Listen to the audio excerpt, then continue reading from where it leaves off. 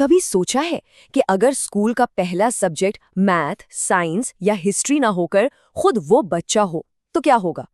आज हम एजुकेशन के इसी एक कह सकते हैं क्रांतिकारी विचार को समझने वाले हैं।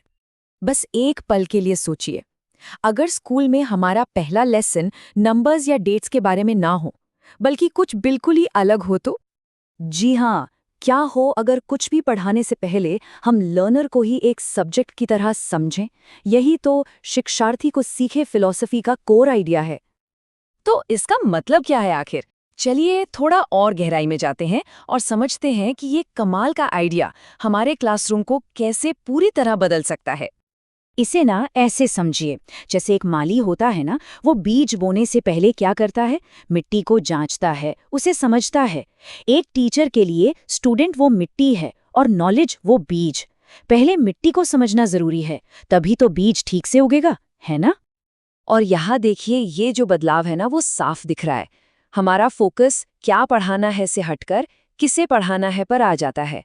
मतलब एक स्टैंडर्ड तरीके से सबको पढ़ाने के बजाय हर एक स्टूडेंट के लिए एक पर्सनल गाइड की तरह काम करना।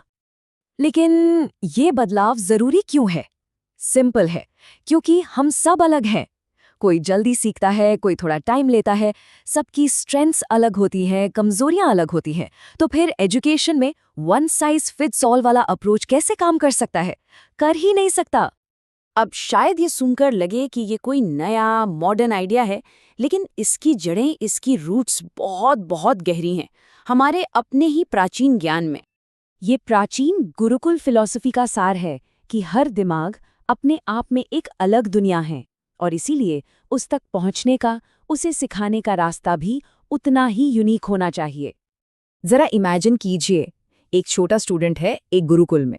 पहले कुछ महीनों तक गुरु उसे कुछ पढ़ाते ही नहीं, वो बस उसे ऑब्जर्व करते हैं, देखते हैं कि वो खेलता कैसे है, उसके सवाल क्या हैं, ऐसी कौन सी चीज़ है जिससे उसकी आंखों में एक चमक आ जाती है। और उसके बाद ही वो डिसाइड करते हैं कि उसे क्या और कैसे सिखाना है। कमाल है ना? तो सवाल ये है कि ये जो प्राचीन ज्ञान है, ये आज की मॉडर्न दुनिया में कैसा दिखता है। चलिए देखते हैं कि स्टैट्स फॉर सक्सेस जैसी ऑर्गेनाइजेशंस इस टाइमलेस फिलॉसफी को आज कैसे इस्तेमाल कर रही हैं। ओके, तो इस फिलॉसफी को प्रैक्टिस में कैसे लाया जाए? इसके लिए एक सिंपल 4 स्टेप का रोड मैप है। ये बिल्कुल एक डॉक्टर की तरह है जो इलाज शुरू करने से पहले डायग्नोसिस करता है। ध्यान रखिए, इन टेस्ट्स का मकसद ग्रेड देना नहीं है, बिल्कुल नहीं।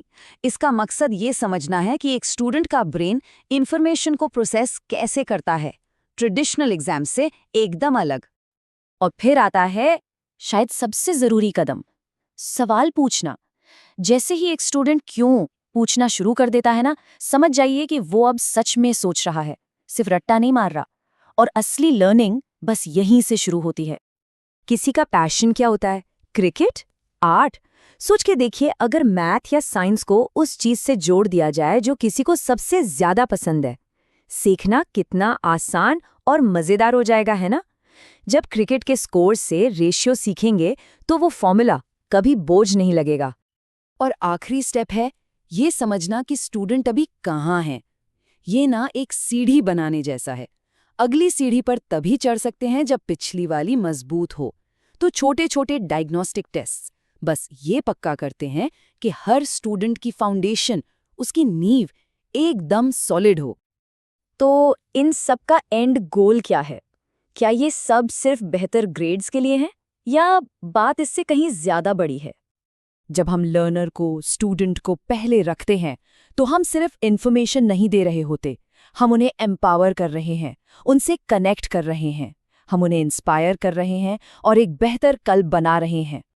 तब एजुकेशन का मतलब दिमाग को इन्फॉर्मेशन से भर देना नहीं रह जाता, बल्कि उसके अंदर एक आग जलाना बन जाता है। ये ज्ञान के बीज बोने और उन्हें खिलते हुए देखने के बारे में है। और इसीलिए आज के इस विश्लेषण को हम इसी एक सवाल के साथ खत्म करेंगे। जरा सोचिए उस पोटेंशियल के बारे में, उस क्षमता के बारे में जो हम हर एक बच्चे में अनलॉक कर सकते हैं, अगर हम थोड़ा सा वक्त निकालकर पहले उन्हें सच में देखें और समझें।